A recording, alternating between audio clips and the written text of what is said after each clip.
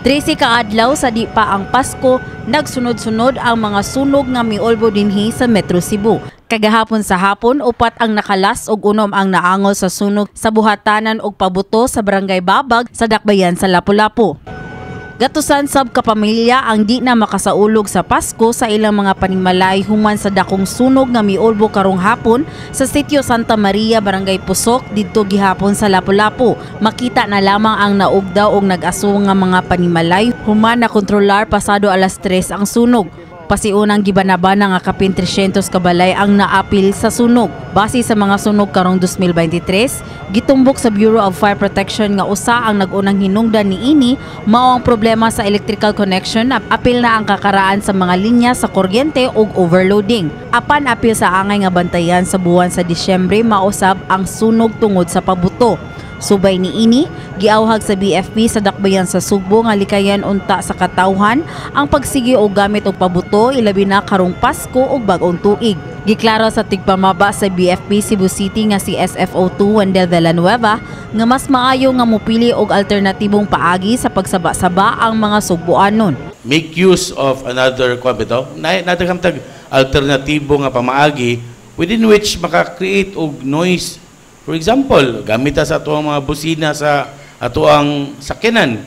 Ug intention bitaw pagsaba-saba lang or gamit ang turutot. Dugang ni Villanueva nga angay sab tumanon ang firecracker zone sa kabarangayan ug kinahanglan doble ang pagpangandam sa sunog. Nya ug naam gud tay ma-designate nga firecracker zone, ang tendency ana grabe atong preparation. Magbutang tag baril, puno og tubig, will prepare fire extinguishers.